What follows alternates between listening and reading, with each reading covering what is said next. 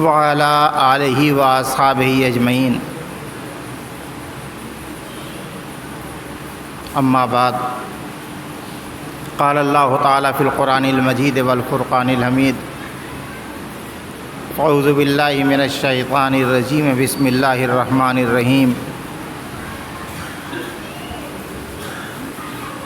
یا ایھا النبی انا ارسلناک شاہدا ومبشرا ونذیرا وداعیا الی اللہ باذنہ سراجا منیرا۔ صدق اللہ مولانا العظیم وبلغنا رسولہ النبی الکریم، نحن علی ذلک ما قال من الشاہدین والشاکرین۔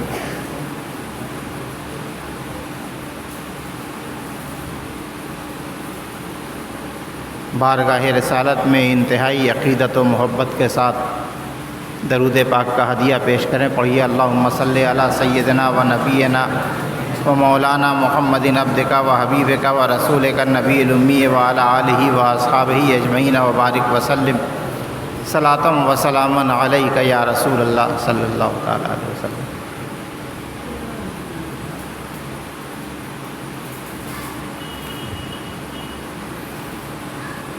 اللہ تبارک و تعالی یوں تو قرآن حکیم میں جگہ جگہ پر نبی کی تعریف، نبی کی عظمت بیان کرتا، نبی کی باتیں بیان کرتا۔ کبھی اللہ تعالی حضور کو مدثر کہتا، کبھی مزمل پکارتا، کبھی طٰہٰ و یاسین کہتا، کبھی رحمت للعالمین کہتا۔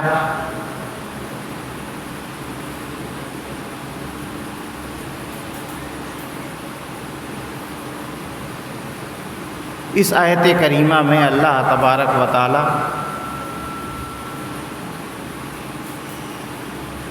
نبی صلی اللہ تعالیٰ علیہ وسلم کی 5 صفتوں کو بیان فرماتا، بلکہ یوں کہا جائے اس سے ملحق والی آیت ملا کر کے 7 صفتیں نبی کی بیان ہوتی ہیں۔ اللہ تعالیٰ اپنے محبوب کا 7 نام بتاتا۔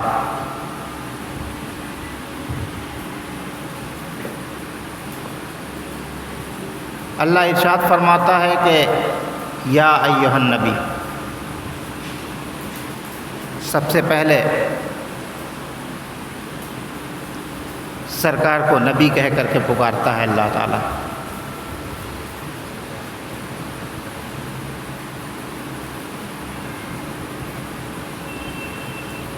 اللہ تبارک و تعالیٰ نے اپنے پیارے حبیب سرکار دو عالم صلی اللہ تعالیٰ علیہ وسلم کو کہیں پر بھی قرآن میں یا محمد کہہ کر کے نہیں پکارا۔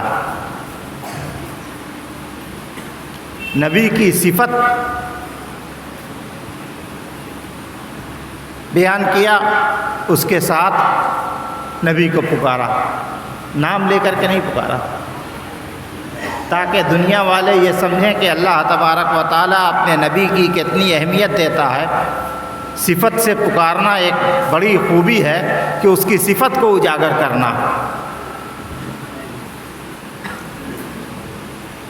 اللہ تبارک و تعالیٰ اپنے حبیب کو سب سے پہلے کہتا ہے یا نبی۔ اب یا نبی ہم لوگ تو صرف جانتے ہیں نبی ہے، نبی وہ جو اللہ کا بھیجا ہوا ہے، نبی وہ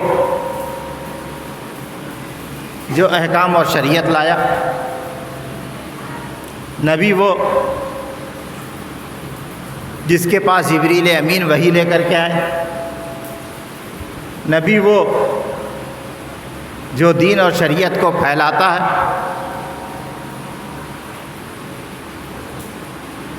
نبی وہ جو اللہ کا سب سے برگزیدہ ہے۔ دنیا میں کم و بیش 1,24,000 انبیاء کرام آئے، سب نبی، لیکن یہ نبی ان کے کاموں سے ہم سمجھتے ہیں کہ یہ نبی ہیں، معجزات و کمالات سے یہ سمجھتے ہیں کہ نبی ہیں، لیکن اللہ تبارک و تعالیٰ کہتا ہے یا ایھا النبی، اب اس کے معنی سے ہم سمجھیں کہ یہ نبی ہیں تو اللہ فرماتا ہے کہ اے نبی، یعنی یہ بتلانا چاہتا ہے کہ دیکھو میرا جو بھیجا ہوا ہے، میرا جو محبوب ہے، یہ جو ہم نے جس کو نبی بنا کر کے بھیجا ہے، اس کو یہ نہ سمجھو کہ یہ وحی آئی ہے تو نبی ہے، احکام آئے ہیں تو نبی ہے، بلکہ یہ نبی ہے اس لیے کہ نبی کے معنی ہوتے ہیں غیب کا بتلانے والا، تو یہ غیب کا بتلانے والا ہے۔ تو اللہ فرماتا ہے یا ایھا النبی، اے غیب بتلانے والے، اے غیب بتلانے والے۔ غیب کس کو کہتے ہیں؟ بڑا لمبا مسئلہ ہے غیب کا۔ کوئی کہتا ہے کہ نبی کو غیب نہیں، کوئی کہتا ہے کہ نبی کو علم نہیں، کوئی کہتا ہے کہ نبی کچھ جانتے نہیں، کوئی کہتا ہے کہ نبی ہمارے برابر جانتے ہیں، کوئی کہتا ہے ہم سے کم جانتے ہیں، کوئی کہتا ہے کہ نبی بہت ہی کم جانتے ہیں۔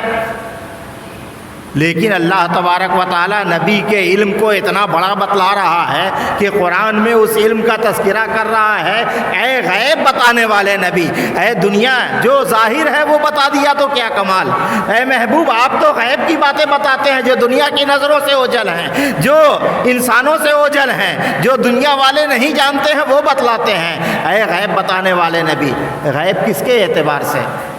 غیب ہمارے اعتبار سے غیب ہے، اللہ کے لیے وہ غیب نہیں ہے، نبی کے لیے بھی وہ غیب نہیں ہے، اس لیے کہ غیب وہ ہے کہ جو غائب ہو نظر سے، بصر سے، سماعت سے، محسوسات سے، خبر سے، جو غائب ہو وہ غیب ہے۔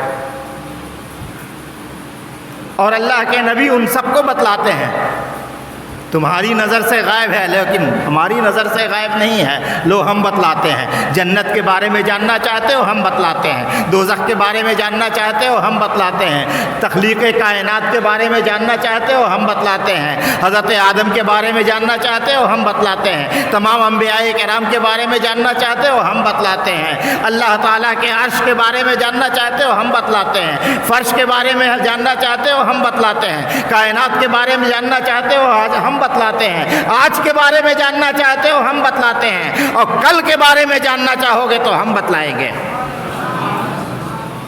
اس لیے کہ وہ میری نظر سے غائب نہیں ہے۔ اصل تو لوگوں نے یہی سمجھا کہ جو ہماری نظر سے غائب ہے وہ نبی کی نظر سے بھی غائب ہے، اسی لیے اعتراض کی گنجائش ہو گئی۔ ہم تو یہ مانتے ہیں کہ جو ہماری نظر سے غائب ہے نبی کے نظر سے وہ غائب نہیں ہے، اس لیے کہ اللہ تبارک و تعالیٰ نے نبی کی نگاہ کو تو پوری کائنات میں نبی کی نگاہ دیکھتی ہے۔ حضور فرماتے ہیں کہ میں ساری کائنات کو ایسے دیکھتا ہوں جیسے تم ہاتھ کی ہتھیلی کو دیکھتے ہو۔ اب غائب کون سا بچا؟ کون سا غائب بچا؟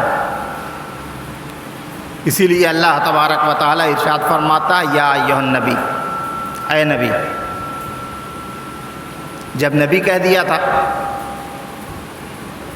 تو اللہ تبارک و تعالیٰ فرماتا کہ اے نبی آپ شاہد ہیں، مبشر ہیں، نذیر ہیں۔ یہ نہیں کہا اللہ نے کہ آپ شاہد ہیں، مبشر ہیں، نذیر ہیں۔ قرآن کی آیت میں آیا انا ارسلناک شاہدا ومبشرا ونذیرا، بیچ میں انا ارسلناک کا اضافہ کیا، کیوں؟ کہ اللہ تبارک و تعالیٰ فرما رہا ہے کہ اے نبی، اے غیب بتانے والے، میرے محبوب، آپ کو ہم نے بھیجا ہے، آپ کو ہم نے بھیجا ہے۔ کیا؟ شاہد بنا کر کے۔ آپ شاہد ہیں نہیں بلکہ شاہد بنے ہوئے ہیں، بن کر کے آئے ہیں شاہد، وہاں جا کے شہادت نہیں دے رہے ہیں۔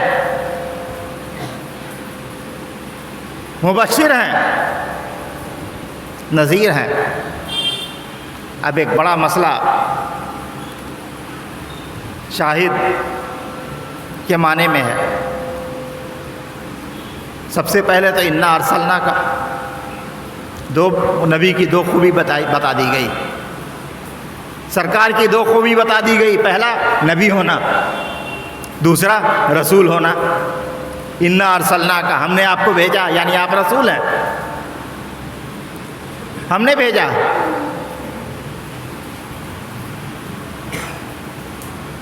آگے اس آیت کے تیسری آیت میں اللہ تبارک و تعالی مومنین کے اوپر فضل و کرم کا اظہار کر رہا ہے کہ تمہارے اوپر اللہ کا بڑا فضل و کرم ہوا ہے مومنوں۔ کیوں؟ اس کا تعلق یہی ارسلناکا سے ہے۔ ارسلناکا یعنی رسول۔ تو نبی اور رسول میں مفہوم کے اعتبار سے بھی فرق ہے اور معنی کے اعتبار سے بھی فرق ہے۔ رسول وہ ہوتا ہے جو اللہ کی طرف سے بندے کے پاس آیا، اللہ کی طرف سے بندے کے پاس آیا، بندے کی طرف سے اللہ کے پاس نہیں گیا بلکہ اللہ کی طرف سے بندے کے پاس آیا۔ تو جہاں سے آئے گا وہاں کی بہت ساری باتیں وہ لے کر کے آئے گا، جو جہاں سے آتا ہے وہاں کی بہت ساری باتیں وہ جان کر کے آتا ہے، بہت ساری باتیں وہ لے کر کے آتا ہے۔ تو اے محبوب ہم نے آپ کو رسول بنا کر کے بھیجا ہے۔ تو اللہ تعالیٰ فرماتا ہے مومنو تمہارے اوپر تو میرا بڑا کرم ہوا ہے کہ ہم نے رسول بھیجا ہے، یعنی یہاں سے بھیجا ہے، جو یہاں کی بات لے کر کے جا رہا ہے، جو یہاں کی گفتگو لے کے جا رہا ہے، جو یہاں کے انوار لے کر کے جا رہا ہے، جو یہاں کے تجلی لے کر کے جا رہا ہے، جو یہاں کا فیضان لے کر کے جا رہا ہے، جو یہاں کا علم لے کر کے جا رہا ہے، جو یہاں کی بڑائی لے کر کے جا رہا ہے، جو یہاں کی عظمتیں لے کر کے جا رہا ہے، جو عرش کو دیکھتا ہوا جا رہا ہے، جو جنت کی سیر کرتا ہوا جا رہا ہے، جو خالق کائنات کے انوار میں نہاتا ہوا جا رہا ہے، جو لوح و کرسی کا معائنہ کرتا ہوا جا رہا ہے، جو زمین و آسمان کو بنتا ہوا دیکھ کر کے جا رہا ہے، جو شمس و قمر کو پیدا ہوتے ہوئے دیکھ کر کے جا رہا ہے، جو حضرت آدم کا سجدہ دیکھ کر کے جا رہا ہے، جو فرشتوں کا سر جھکانا دیکھ کر کے جا رہا ہے۔ اے بندو، میرے بندو، مومنو تمہارے پاس بڑا فضل ہے کہ یہ جا رہا ہے۔ انا ارسلناکا تمہارے پاس ہم نے بھیجا۔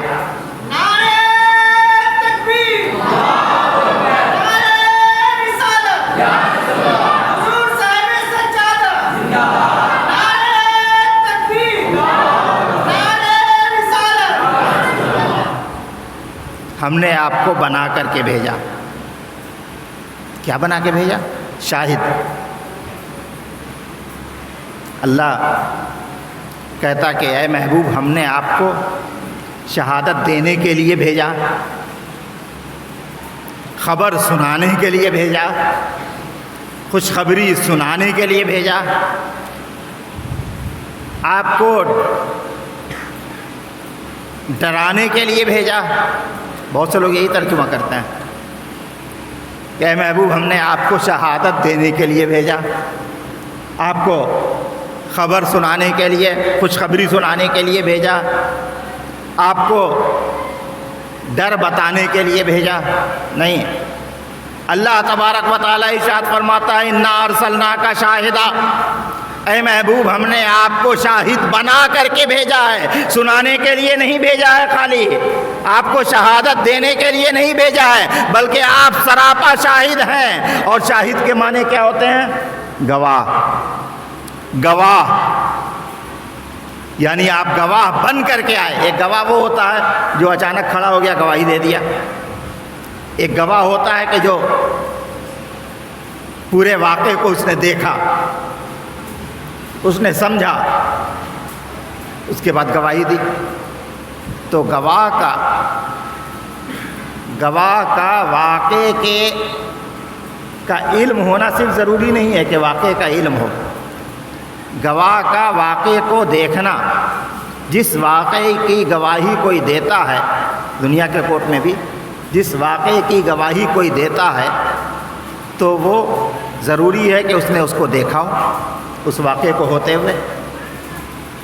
کسی نے کسی کو مارا، جج نے پوچھا کہ تم کو معلوم ہے اس نے مارا؟ اس نے کہہ دیا کہ ہاں ہم کو معلوم ہے، فلاں نے بتایا تھا۔ یہ گواہی نہیں ہوگی۔ لوگوں نے کہا تھا، یہ گواہی نہیں ہوگی۔ لیکن اگر وہ کہے کہ ہم نے دیکھا تھا، وہ گواہی ہوگی۔ جب دیکھا تھا تو جج پوچھے گا تم موجود تھے وہاں پہ؟ کتنی دور پہ تھے؟ کہاں سے دیکھا تھا؟ ہم بہت قریب تھے، جہاں سے ہم کو سب نظر آیا، ان کا مارنا پیٹنا زود و کوب کرنا ہم کو نظر آیا۔ تو اس کی گواہی پہ جج فیصلہ سنائے گا۔ تو اللہ تبارک و تعالیٰ ارشاد فرماتا ہے اے محبوب ہم نے آپ کو گواہ بنا کر کے بھیجا۔ کاہے کا گواہ؟ کس واقعے کا گواہ؟ قیامت کے دن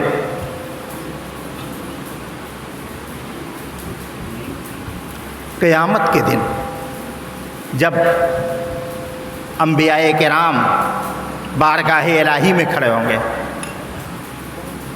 عام بندے نہیں، کس و ناکس ہم جیسے لوگ نہیں، انبیاء کرام جب بارگاہ الہی میں کھڑے ہوں گے اور اللہ تبارک و تعالیٰ پوچھے گا کہ ہم نے تم کو ذمہ داری دی تھی، وہ ذمہ داری تم نے پوری کی؟ اے نبیو ہم نے تم کو شریعت دیا تھا، تم نے شریعت پہنچایا؟ اے نبیو ہم نے تم کو دین کی باتیں بھیجی تھی، تم نے اس کو پہنچایا؟ ہم نے تم کو احکام الہی دیا تھا، تم نے پہنچایا بندوں تک؟ بندے بے راہ تھے، تم نے اس کو راستے پہ لانے کی کوشش کی؟ تو انبیاء کرام کہیں گے کہ اے رب العالمین جو تو نے دیا تھا ہم نے سارا وہ کام کر دیا دنیا میں۔ تو اللہ تبارک و تعالیٰ کہے گا کوئی گواہ ہے؟ تم نے کیا؟ اے ابراہیم تم نے کیا؟ کوئی گواہ ہے؟ اے اسماعیل تم نے کیا؟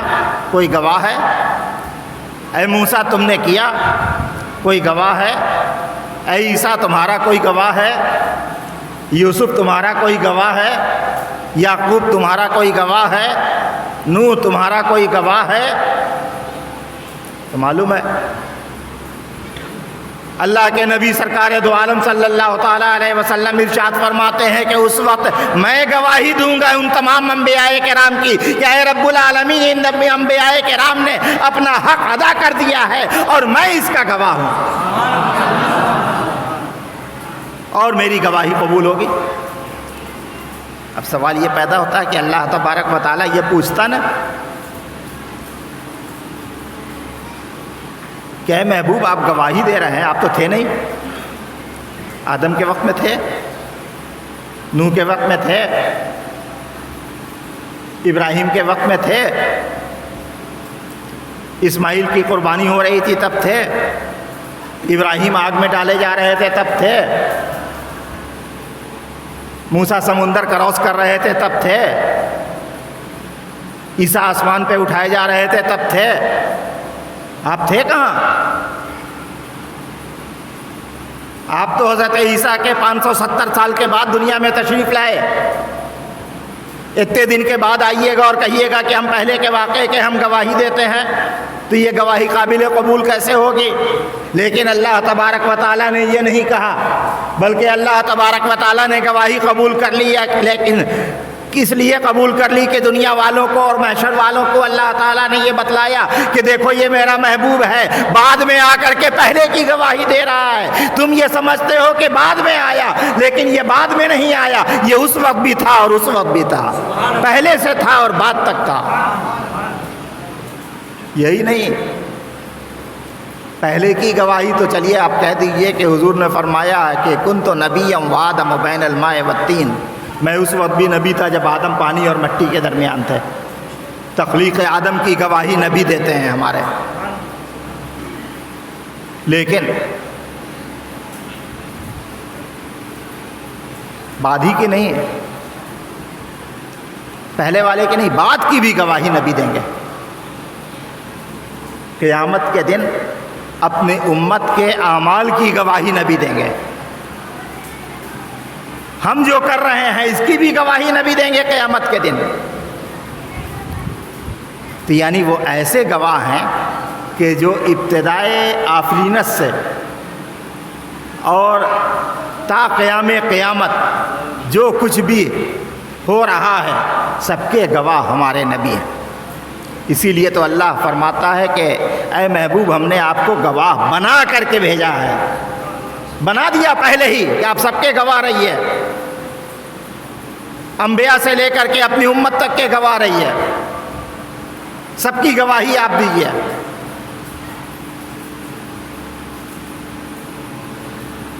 اور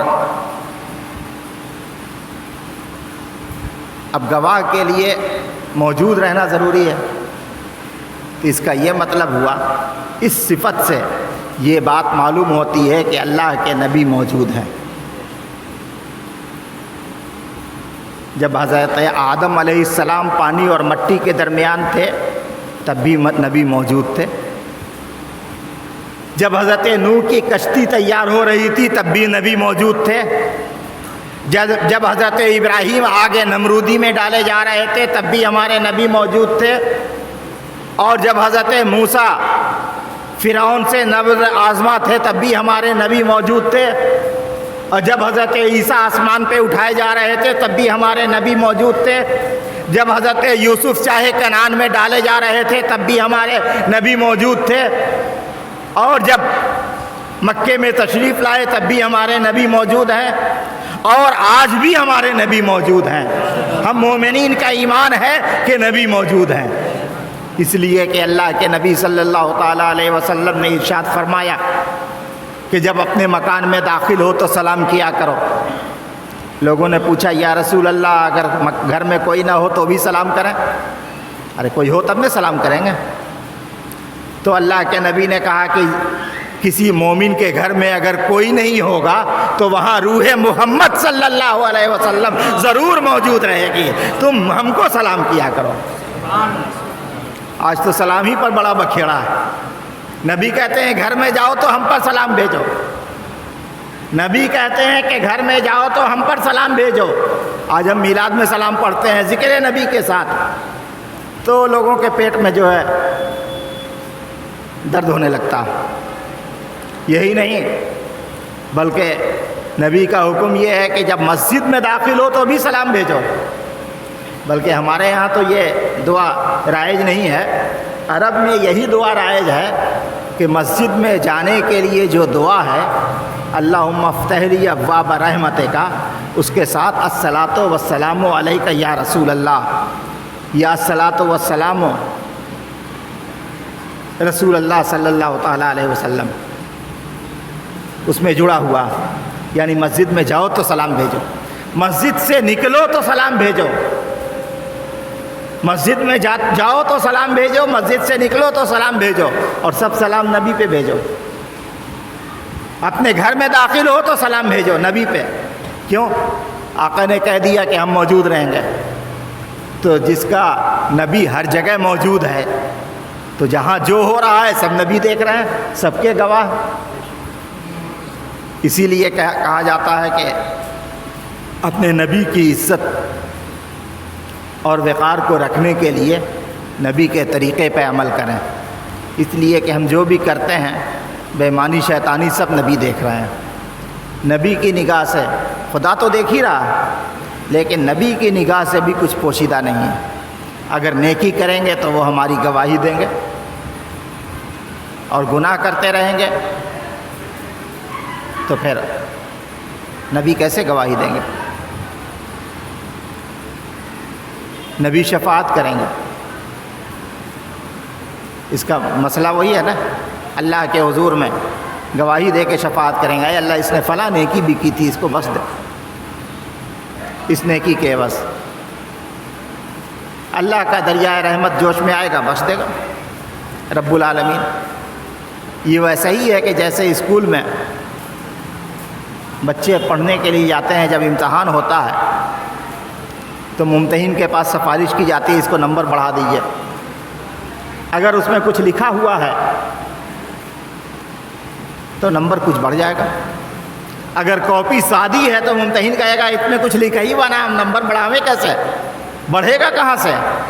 بڑھے گا وہی کہ جب نمبر ہوگا تب نہیں، اگر 2 ہوگا تو 4 کر دیں گے، اگر 10 ہوگا تو 20 کر دیں گے، اگر 25 ہوگا تو 45 کر دیں گے، لیکن یہاں تو 0 ہے، کچھ ہے ہی نہیں ہے، تو ہم بڑھائیں کیسے؟ تو ہم کو بھی اپنے اعمال میں نیکیوں کو رکھنا پڑے گا، تاکہ نبی سرکار دو عالم صلی اللہ تعالیٰ علیہ وسلم ان نیکیوں کو دیکھ کر کے بارگاہ الہی میں گواہی دے سکیں کہ میرا چاہنے والا تھوڑی سی نیکی لے کر کے آ رہا ہے، یہ تھوڑا ہی سا صحیح ہے، اللہ اپنی رحمت سے بڑھا دے، اپنے کرم سے بڑھا دے، میری سفارش سے بڑھا دے، تو وہ بڑھ جائے گا۔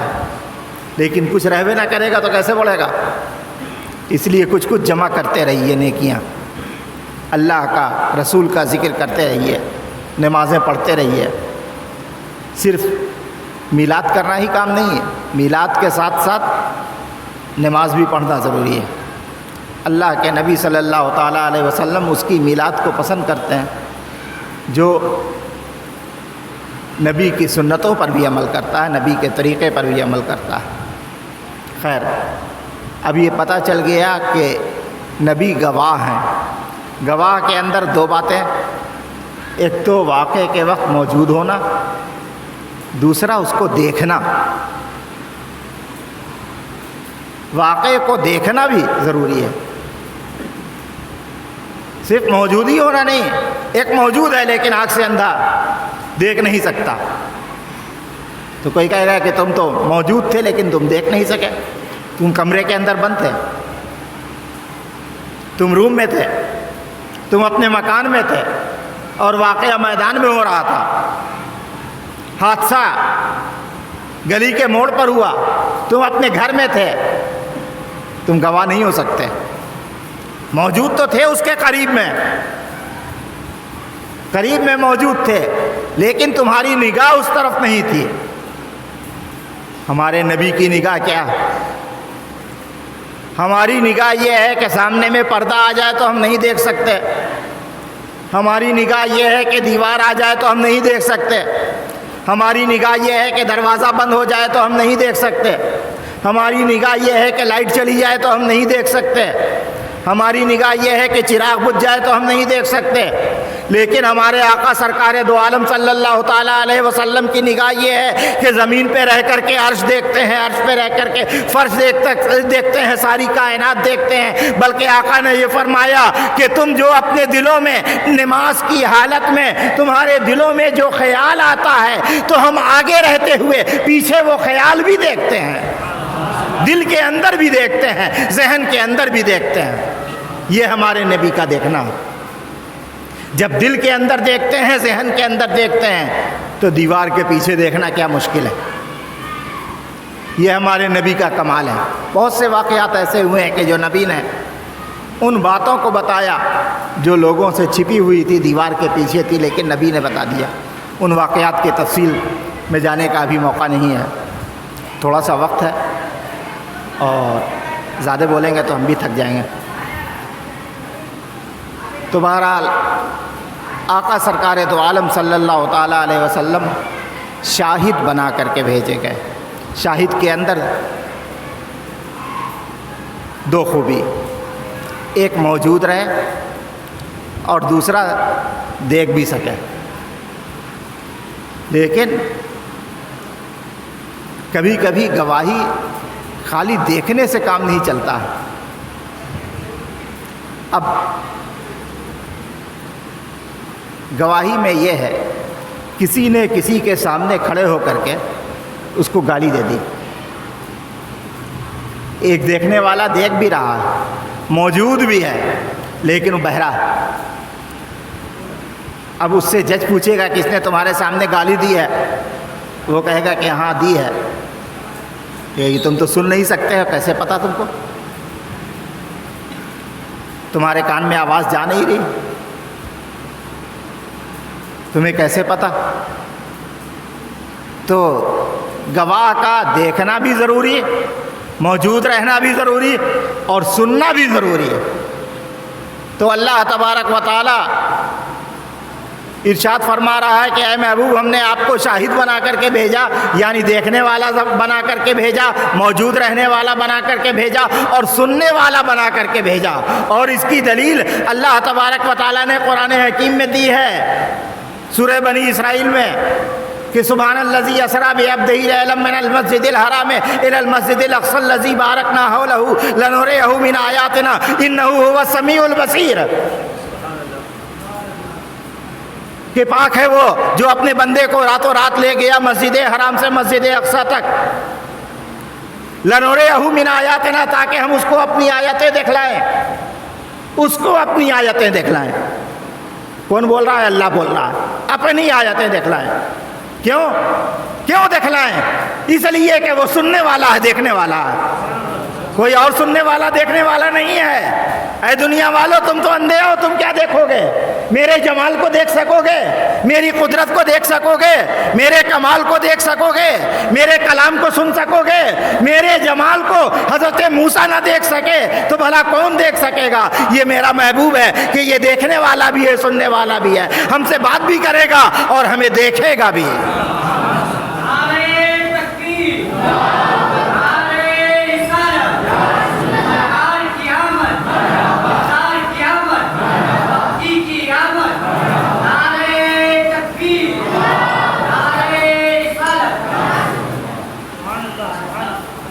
یعنی نبی کا دیکھنا ثابت ہے۔ جب وہ کہتے ہیں نا، کیا شعر ہے وہ، خدا ہی ہے نہا ہو بھلا، جب خدا کو دیکھ لیا تو بھلا دوسرا غیب کیا بچا ہے؟ جنت ہے، دوزخ ہے، فرشتے ہیں، کائنات ہے، ارض و سما ہے، وہ سب نبی کے لیے کیا حیثیت رکھتی ہے؟ جب اللہ کو دیکھ لیا، اس کے بنانے والے کو دیکھ لیا، تو بننے والا تو خود بخود آیا ہو جاتا ہے۔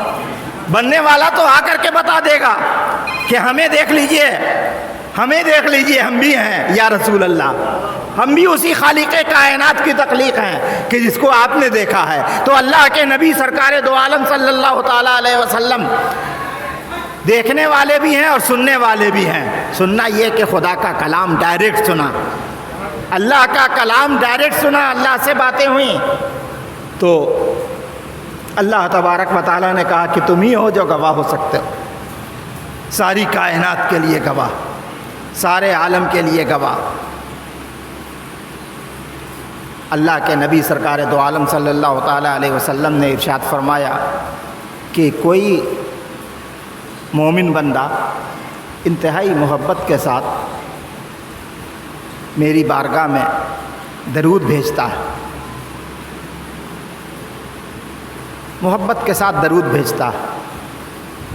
کتنی دور درود جانا ہے؟ یہاں ہم نے درود بھیجا حضور کی بارگاہ میں، کتنی دور جائے گیا درود؟ ہزاروں میل، ہزاروں میل درود جانا ہے۔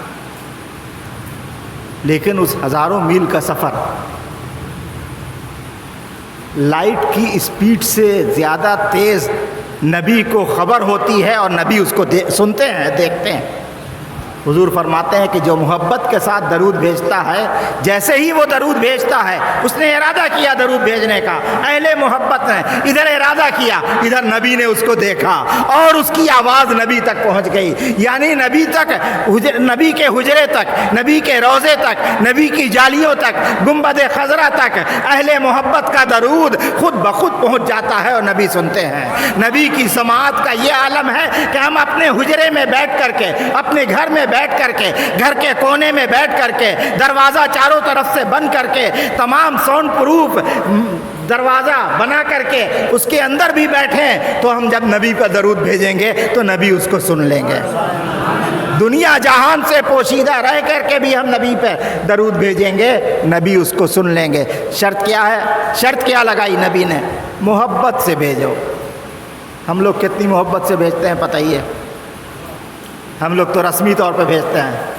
مولانا صاحب تقریر کر رہے ہیں، شروع میں کہا کہ درود پڑھیے، تو کر کے پڑھ دیا، کیا ادا ہوا زبان سے یہ بھی یاد نہیں رہتا، خود بھی یاد نہیں رہتا کہ ہم نے کیا پڑھا۔ درود محبت سے بھیجنے کا، کیسے بھیجنے کا؟ درود کیسے بھیجنے کا؟ حضرت تاج العارفین پیر مجیب اللہ رحمۃ اللہ علیہ اپنے ایک مرید کو تلقین کرتے ہیں کہ جب نبی پہ درود بھیجو تو اپنے آپ کو نبی کے سامنے رکھو، یہ خیال کرو کہ نبی ہمارے سامنے ہے، اور نبی نہیں، ہم خدا کے حضور میں حاضر ہیں، نبی کے ساتھ حاضر ہیں۔ وہ کیا تصور ہوگا، ذرا غور کیجئے کہ اللہ کی بارگاہ میں حاضر ہیں، ہمارے سامنے نبی بھی ہیں اور ہم بھی ہیں، بس اللہ ہے، نبی ہے، ہم ہیں۔ اب ہم نے اللہ سے کہا، وہ اللہ کی بارگاہ میں درود پڑھتے ہیں تو اللہم کہتے ہیں نا، اللہم، اے اللہ۔ اب اللہ نے پوچھا، اے میرے بندے کیا کہنا چاہتا ہے؟ اے میرے بندے کیا کہنا چاہتا ہے؟ تو پکار رہا ہے اللہم، اے میرے اللہ کیا کہنا چاہتا ہے؟ اب ہم نے اللہ سے عرض کیا، اے رب العالمین اپنے حبیب پہ درود بھیج دے، اپنے نبی پہ درود بھیج دے۔ تو یہ ہوا درود۔ تو اللہ کہتا ہے کہ تم نے میرے محبوب پہ درود بھیجنے کے لیے کہا، تمہارے اوپر ہم 10 بار رحمتیں کرتے ہیں اس لیے کہ تم میرے محبوب پہ درود بھیج رہا۔ یہ تصور کر کے درود بھیجو، ہم بھی حاضر ہیں، نبی بھی حاضر ہیں اور خدا کے سامنے موجود ہیں، اور اللہ سے کہہ رہے ہیں اے اللہ۔ اللہ پوچھے گا کیا ہے میرے بندے، میرا تیرا محبوب ہے، اس کے اوپر درود بھیج دے۔ اب درود میں کہتے ہیں نا، اللہ پوچھے گا اے اللہ، اللہ پوچھے گا، بندہ کہے گا اے اللہ درود بھیج دے، تو اللہ پوچھے گا اے بندے کتنا بھیجیں؟ تو بندہ کہتا الف الف مرہ، ہزاروں ہزار مرتبے بھیج دے۔ اللہ پوچھے گا اے میرے بندے کس انداز سے بھیج دیں؟ بندہ کہتا ہے اے اللہ جس انداز سے تو پسند کرتا ہے اتنا بھیج دے۔ اللہ پوچھے گا گنتی کیا ہے؟ کہے گا کروڑوں درود، کروڑوں کروڑ بھیج دے۔ تو اللہ اتنا بھیجتا چلا جاتا ہے اپنے محبوب پر، اور بھیجنے والے پر رحمتیں کرتا چلا جاتا ہے۔ اسی لیے حضور نے فرمایا کہ جو میرے اوپر ایک بار درود بھیجتا ہے دل سے، تو اللہ تعالیٰ اس کے اوپر 10 بار رحمتیں نازل کرتا ہے۔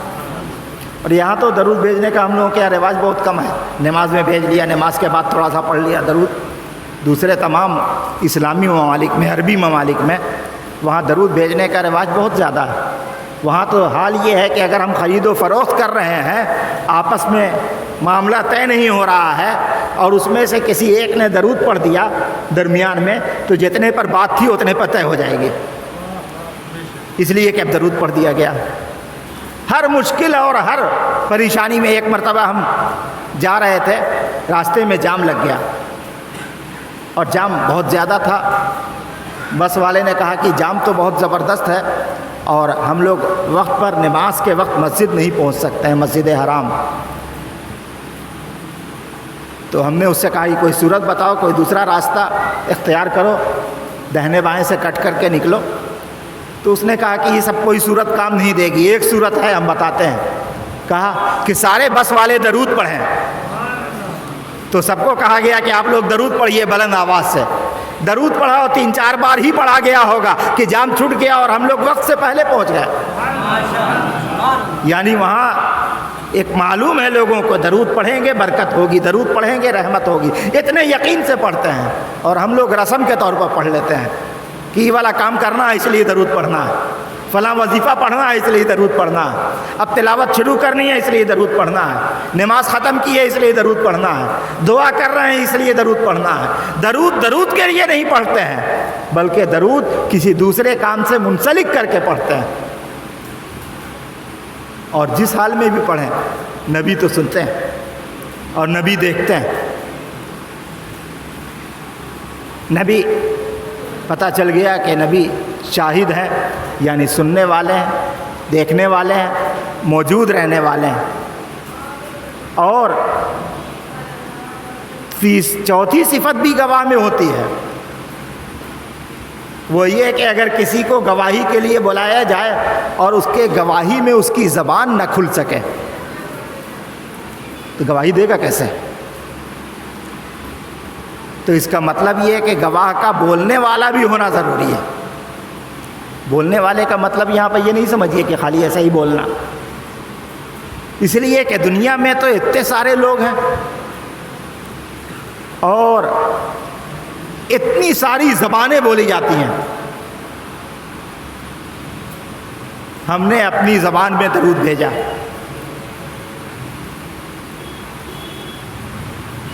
نبی ہماری زبان کو سمجھتے ہیں کہ یہ نہیں سمجھتے ہیں؟ ایک سوال یہ پیدا ہوتا ہے، ہماری زبان جانتے ہیں کہ نہیں جانتے ہیں؟ آج بھی آپ مدینہ شریف چلے جائیے، جو لوگ گئے ہیں جانتے ہیں، دیکھا انہوں نے کہ دنیا جہان کے الگ الگ زبانوں کے لوگ روضہ اقدس کے سامنے اپنی اپنی زبان میں عرضیاں پیش کرتے ہیں، اور نبی سب کی زبان سنتے بھی ہیں، سب کی زبان سمجھتے بھی ہیں، تبھی تو اس یقین کے ساتھ لوگ پیش کر رہے ہیں نا۔ یہ تو ابھی کی بات ہوئی، جب اللہ کے نبی سرکار دو عالم صلی اللہ تعالیٰ علیہ وسلم مکے میں حیات ظاہری میں تھے تو ہندوستان کے ایک تاجر گئے تجارت کے لیے، ان کو معلوم ہوا کہ یہاں نبی آئے ہیں، شوق ہوا نبی سے ملنے کا، چلے گئے نبی کی بارگاہ میں۔ صحابہ کرام کہتے ہیں کہ اللہ کے نبی نے ان سے گفتگو کی ایسی زبان میں کہ وہ زبان ہم لوگ نہیں جانتے تھے، وہ اپنی زبان بولتے رہے، نبی ان کی زبان کا جواب دیتے رہے، یہاں تک کہ انہوں نے اسلام قبول کیا، نبی نے انہیں کلمہ پڑھایا اور ان کی زبان میں دین اسلام کی باتیں ان کو سکھلا کر کے واپس ہندوستان بھیج دیا، اور ان کا نام کتابوں میں آتا ہے، ان کا نام ہے بابا رتن ہندی، جنہوں نے جا کر کے مکے میں اسلام قبول کیا تھا۔ حضور نے ان کا نام نہیں بدلا، بابا رتن ہندی، آج بھی کتابوں میں رتن ہندی کا نام اسماء الرجال میں آتا ہے، کہ تذکرے میں بھی آتا ہے، صحابہ کے تذکرے میں بھی آتا ہے۔ تو ان سے سنسکرت میں، ان کی زبان سنسکرت تھی، حضور نے ان سے سنسکرت میں گفتگو کی۔ کس نے سکھایا؟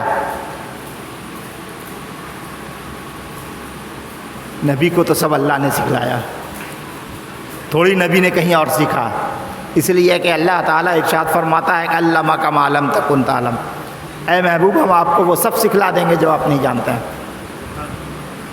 تو نبی کو بولنے بھی آتا ہے، ساری زبانیں بولنے آتا ہے۔ نبی کو کیا، حضرت آدم علیہ السلام کے بارے میں مفسرین کہتے ہیں کہ جب حضرت آدم علیہ السلام کو اللہ تبارک و تعالیٰ نے علم دیا، وَعَلَّمَ آدَمَ الْأَسْمَاءَ كُلَّهَا، تو اس وقت کہتے ہیں کہ صرف چیزوں کا نام نہیں بتایا، بلکہ مفسرین کہتے ہیں کہ اللہ تبارک و تعالیٰ نے حضرت آدم کو دنیا میں بولی جانے والی 600 زبانوں کا علم عطا فرما دیا۔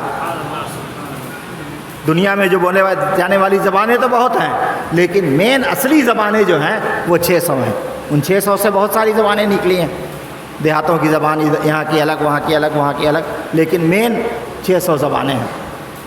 تو جب حضرت آدم کو 600 زبان عطا کی گئی تو ہمارے آقا سرکار دو عالم صلی اللہ علیہ وسلم کو اللہ نے کیا کیا عطا کیا ہوگا؟ تبھی تو کہا کہ اے محبوب آپ گواہ رہیے، اپنی امت کے گواہ، انبیاء کے گواہ، ہماری نیکیوں کے گواہ، ہمارے خیر کے گواہ، ہمارے فرائض کی ادائیگی کے گواہ، سب کے گواہ نبی ہیں۔ اور گواہ کے لیے ضروری ہے کہ موجود بھی رہے، دیکھے بھی، سنے بھی، بولے بھی، اور نبی میں یہ تمام خوبیاں موجود ہیں، اللہ نے بتلا دیا۔ اب اس کے بعد آتا ہے نمبر دوسری صفت، مبشر، بشارت دینے والے۔ دو طرح کی بشارتیں ہوتی ہیں، ایک بشارت وہ جو من جانب اللہ ہے، جو اللہ کے نبی نے دیا، اللہ نے کہا کہ یہ بشارت دے دو۔ قرآن میں بشارتیں آئی ہیں مومنین کے لیے، وہ بشارتیں نبی نے سنائی۔ اور ایک بشارت وہ ہے جو نبی نے اپنی طرف سے دی۔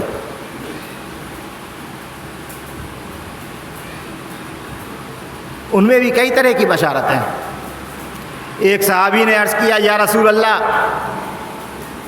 ہم بڑے فکر مند ہیں، دنیا میں حال یہ ہے کہ ہم ایک دن آپ کو نہیں دیکھتے ہیں تو چین نہیں ملتا، کل کو قیامت میں اور جنت میں آپ کی جنت کتنی عالی شان ہوگی، کہاں ہوگی، اور ہزاروں صحابہ کرام ہیں، کتنے مسلمان ہیں، ان کے درمیان میں میری جنت کہاں پر ہوگی؟ ہم آپ کو کب دیکھ سکیں گے، کیسے دیکھ سکیں گے؟ یا رسول اللہ، ہم چاہتے ہیں کہ میری جنت آپ کی جنت کے پاس ہو، میری جنت آپ کے جنت کے پاس ہو۔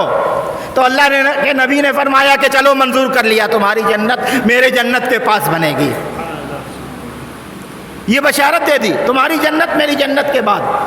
دو بشارتیں ہو گئیں، ایک تو یہ کہ وہ جنتی ہو گیا، دوسری بشارت یہ کہ نبی کا قرب حاصل ہو گیا جنت میں بھی۔ حضرت عثمان غنی نے ایک کنواں خریدا اور خرید کر کے مسلمانوں کے نام سے وقف کر دیا، مومنین کے نام سے وقف کر دیا۔ آ کر کے حضور سے کہا یا رسول اللہ، یہ کنواں اب سارے مسلمان کا۔ بڑا تفصیلی واقعہ ہے حضرت عثمان غنی کے اس کا کہ خریدنے اور وقف کرنے کا۔ اس میں سے چلیے آپ کو تھوڑا سا بتا دیتے ہیں کہ مومن کی فراست، عقل مندی کیا ہوتی ہے۔ دیکھیے، ایک کنواں تھا یہودی کا، اس میں سے پانی نکالنے کا وہ بڑا پیسہ لیتا تھا۔ مسلمان غریب تھے مدینے کے، لوگوں نے آ کر کے حضور سے شکایت کی کہ ایک ہی کنواں ہے میٹھے پانی کا اور وہ اتنا پیسہ لیتا ہے، ہم لوگ غریب ہیں۔ پہلے یہودی لوگ پانی بھر لیتے ہیں، تب آخر میں ہم لوگوں کا موقع ملتا ہے، یہاں تک کہ شام ہو جاتی ہے، کسی کو دور جانا پڑتا ہے پانی لے کر کے۔ تو یا رسول اللہ کچھ کیجئے۔ یعنی مدینے کے لوگوں کو یہ معلوم تھا کہ ہمارے دین کا مسئلہ ہو تو نبی تو حل کریں گے ہی، دنیا کا بھی مسئلہ ہو تو نبی ہی حل کریں گے۔ آج تو ہم لوگ اس کو مانتے ہی نہیں نا کہ دنیا کا بھی مسئلہ ہمارے نبی حل کریں گے۔ تو اللہ کے نبی نے کہا کہ کوئی ہے ایسا جو اس یہودی سے وہ کنواں خرید لے؟ حضرت عثمان غنی نے کہا کہ ہم خرید لیتے ہیں۔ گئے اس کے پاس، کہا کہ کنواں بیچو گے؟ تو اس نے کہا کہ نہیں بیچیں گے، اس سے میری آمدنی ہے۔ کہا کہ ایک دن میں کتنی آمدنی ہوتی ہے؟ اتنی ہوتی ہے، ہم تم کو اتنا دیں گے۔ یعنی جتنی اس کی ایک سال کی بھی آمدنی تھی نا، اس سے بھی زیادہ حضرت عثمان غنی نے کہہ دیا کہ ہم اتنا دیں گے۔ تو اس نے کہا کہ ٹھیک ہے ہم بیچیں گے، لیکن پورا کنواں نہیں بیچیں گے، آدھا بیچیں گے۔ ٹھیک ہے، آدھا کنواں میرا۔ تو اب آدھے کا فیصلہ کیسے ہو؟ 20 سے پارٹیشن ہو۔ تو اس نے کہا کہ نہیں، آدھے کا مطلب یہ ہے کہ ایک دن کنویں کے مالک تم رہو گے، ایک دن کنویں کے مالک ہم رہیں گے۔ حضرت عثمان غنی نے کہہ دیا کہ ٹھیک ہے۔ تو ایک دن جو اس کا دن تھا کنویں میں پانی بھرنے کا، اس نے خوب پیسہ وصولا، اپنا ریٹ بھی بڑھا دیا۔ دوسرے دن حضرت عثمان غنی کے کنویں کا نمبر تھا، حضرت عثمان غنی نے کہا کہ آج میری طرف سے پانی فری، سب ایسے ہی لے جاؤ، کوئی پیسہ نہیں لگے گا۔ تو جو مسلمان تو مسلمان، یہودی بھی آ کے پانی بھرنے لگے اس دن۔ اب دوسرے دن اس کے پاس کوئی آیا نہیں پانی بھرنے کے لیے، کئی دن تک انتظار کیا، ہمیشہ یہی چلتا رہا کہ حضرت عثمان کا جو دن تھا اس دن حضرت عثمان فری کر دیتے۔ تو اس فری والے دن میں تو ہر شخص پہنچ جاتا، پیسہ دے کے کون لے گا؟ آج فری مل رہا ہے تو کیوں دیر کریں، بھر لیں، پانی بھر لیں۔ تو پانی بھرا جاتا تھا لوگوں کے یہاں، ایک ہی دن میں 2 دن کا پانی لوگ جمع کر لیتے تھے، روز بھرنے کی ضرورت نہیں۔ آخر ایک مہینہ گزر گیا تو اس یہودی نے کہا کہ اے عثمان، آدھا والا بھی تم لے لو، اب ہم کو نہیں چاہیے، کوئی آتا ہی نہیں پانی بھرنے کے لیے۔ تب حضرت عثمان نے اس کا ریٹ کم کیا، کہا کہ اتنے میں نہیں، اتنے میں پہلے لیا تھا، اب اتنے میں لیں گے۔ ٹھیک ہے اتنے ہی میں لے لو، میری جان چھوٹے کنویں سے۔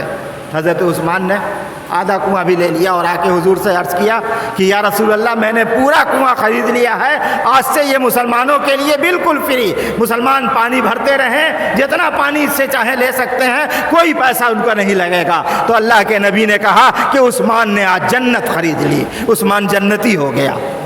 یہ بشارت ہے۔ ایک بشارت آپ کو اور بتا دیں، اس کے بعد اپنی بات کو ختم کرتے ہیں، نہیں تو اتنی ساری ہے کہ بہت وقت لگ جائے گا۔ اللہ کے نبی سرکار دو عالم صلی اللہ تعالیٰ علیہ وسلم ایک جگہ مدینے کے قریب میں گئے ہوئے تھے، نماز کا وقت ہو گیا، ظہر کی نماز کا وقت تھا، نماز پڑھا رہے تھے، صحابہ کرام پیچھے تھے، حضرت ابو بکر تھے، حضرت عمر تھے، حضرت عثمان تھے، حضرت علی تھے، اور بھی صحابہ کرام تھے۔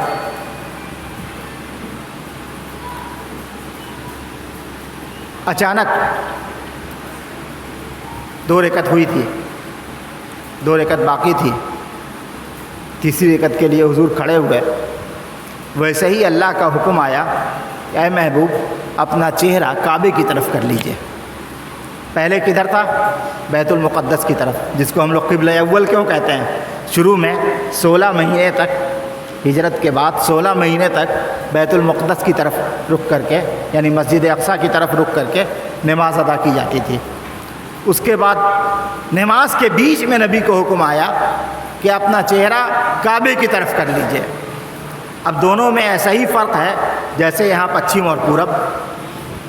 کوئی شخص پورب کی طرف رخ کر کے نماز پڑھ رہا ہے، اس سے کہا جائے پچھم ہو جاؤ، اس کو گھومنا پڑے گا، پورا گھومنا پڑے گا۔ اب نبی کے لیے مسئلہ تھا کہ اگر وہیں پر گھومتے ہیں تو مقتدی آگے ہو جائے گا، کیسے گھوما جائے؟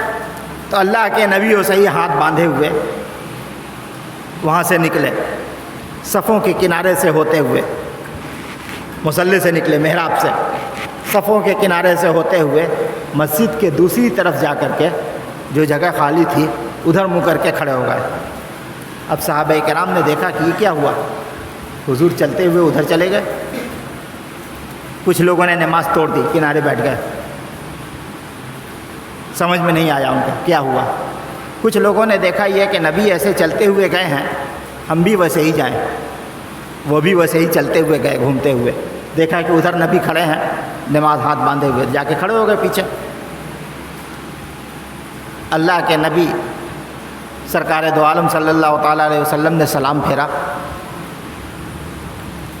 کسی نے یہ سوال نہیں کیا کہ حضور آپ ادھر کیوں آ گئے؟ آج کا امام وہ ذرا سی غلطی کرے گا تو لوگ مقتدی ہم چڑھ دوڑیں گے، آپ نے ایسا کیوں کر دیا؟ آپ کا پاؤں 1 انچ آگے کیوں بڑھ گیا، 1 انچ پیچھے کیوں آ گیا؟ لیکن نبی چلتے ہوئے گئے، صحابہ نے سوال نہیں کیا، بلکہ وہ بھی چلتے ہوئے گئے اور جا کے پیچھے نماز ادا کی۔ اور ادا کرنے کے بعد جب اللہ کے نبی نے سلام پھیرا تو کہا کہ تم لوگ کیسے آ گئے؟ نبی ہی سوال کر رہے ہیں، تم لوگ کیسے آ گئے؟ کہا کہ یا رسول اللہ ہم کو یہ پتہ نہیں کہ کیا ہوا آپ کے ساتھ، لیکن ہم نے آپ کو چلتے ہوئے دیکھا تو ہم بھی چلے آئے۔ نماز میں چلنا منع ہے، کیسے آ گئے؟ نماز میں گھومنا منع ہے، کیسے آ گئے؟ نماز میں نظر پھیرنا منع ہے، تم کیسے آ گئے؟ نماز میں پشت کرنا منع ہے، تم کیسے آ گئے؟ تو کہتے ہیں کہ یا رسول اللہ ہم یہ نہیں جانتے کہ نماز میں گھومنا ہے کہ نہیں گھومنا ہے، نماز میں ادھر دیکھنا ہے کہ نہیں دیکھنا ہے، نماز میں ادھر دیکھنا ہے کہ نہیں دیکھنا ہے۔ ہم تو یہ جانتے ہیں کہ جو آپ کا طریقہ ہے وہی نماز ہے، آپ چلے تو ہم چلے، یہی میری نماز، آپ گھومے تو ہم گھومیں، یہی میری نماز، آپ پھرے تو ہم پھرے، یہی میری نماز، آپ کا رخ بدل گیا تو یہی ہماری نماز کہ ہمارا رخ بھی بدل گیا۔ نعرہ تکبیر، نعرہ تکبیر، نعرہ دیدار قیامت، نعرہ تکبیر، نعرہ رسالت۔ اب سرکار کے چہرے پہ خوشی کے آثار نمودار ہوئے۔ یہ میرے صحابہ ہیں جو میرے نقش قدم پہ چلے، خوشی کے آثار نمودار ہوئے۔ اور ارشاد فرمایا تم کتنے ہو؟ عرض کیا حضور ہم لوگ 10 ہیں جو واپس آئے ہیں آپ کی بارگاہ میں گھوم کر کے آ گئے. تم 10 کا 10 جنتی ہو گئے, تمہارے لیے جنت کی بشارت ہے. دنیا میں ہم دے رہے ہیں کہ جنتی ہو گئے, عمل تو بعد میں تولا جائے گا, حساب کتاب بعد میں ہوگا, میدان محشر میں اللہ تمہیں بعد میں اجر عطا کرے گا, لیکن ہم نے تم کو جنتی بنا دیا. جب محبوب نے بنا دیا تو خدا کیوں نہیں بنائے گا جنتی؟ یہ محبوب کی دی ہوئی بشارت ہے, اللہ کے محبوب کی دی ہوئی بشارت ہے. تو یہ ہے بشارت. اللہ فرماتا ہے کہ اے محبوب ہم نے آپ کو بشارت دینے والا بنا کر کے بھیجا. جس کو چاہیے جو بشارت دیجیے, جس کو چاہیے جیسی بشارت دیجیے. بہت طرح کی بشارتیں حضور نے دی ہیں صحابہ کرام کو. کسی کو جنت کی, کسی کو قربت کی, کسی کو جنت میں ساتھ رہنے کی, کسی کو جنت قریب رہنے کی, اور بھی بہت طرح کی بشارتیں. اور سب سے آخری بشارت نبی کی.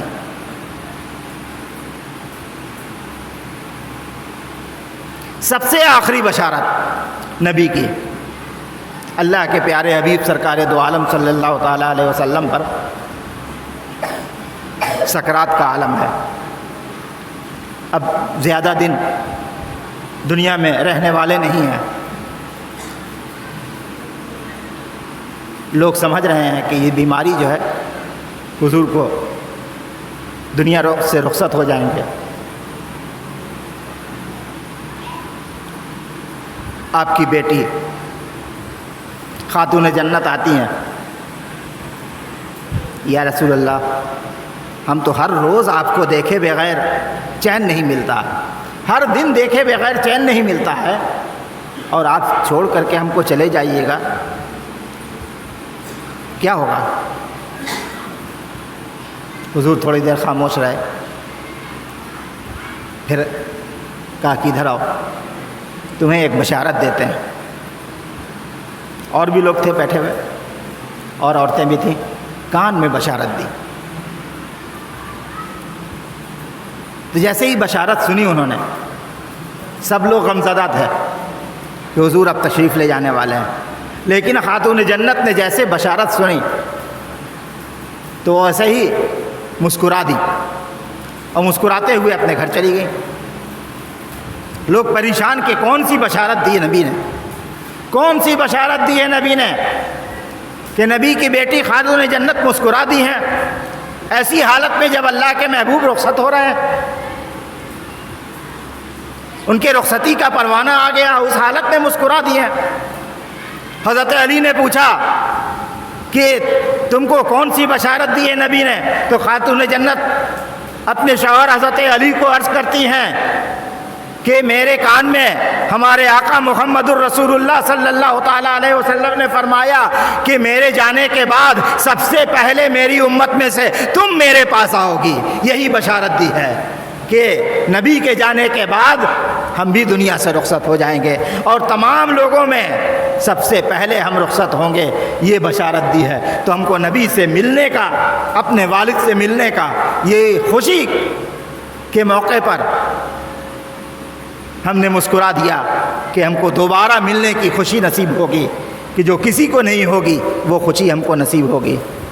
تو نبی نے دنیا سے رخصت ہو جانے کے بعد ملنے کی بھی بشارت, موت تو اللہ کی طرف سے طے ہے, لیکن یہ موت نبی سے ملنے کی بشارت والی موت نبی نے عطا کی. اللہ تبارک و تعالیٰ نے اسی لیے فرمایا اے محبوب ہم نے تم کو مبشر بنا کر کے بھیجا اور نذیر بنا کر کے بھیجا, یعنی ڈر سنانے والا. اپنی ناراضگی کا ڈر, خدا کی ناراضگی کا ڈر, اللہ کے عذاب کا ڈر, بہت سارے عذاب الہی کا ڈر تو نبی نے بتایا. قرآن میں بہت سے عذابوں کا تذکرہ نہیں ہے, سب نبی نے بتایا کہ کیا گناہ کرو گے تو کیا کیا ہوگا. اس کی ایک تفصیلی باتیں ہیں کہ فلاں گناہ کرو گے تو ایسا ہوگا, فلاں کرو گے تو ایسا ہوگا, فلاں کرو گے تو ایسا ہوگا. یہ سب نبی نے بتایا. کیوں؟ اس لیے کہ نبی ہیں, غیب جاننے والا, کیا ہوگا وہ سب معلوم. اب آگے رہ گیا انشاءاللہ اگلے سال اب ہم لوگ کھڑے ہو کر کے بارگاہ رسالت میں درود و سلام کا نذرانہ پیش کریں۔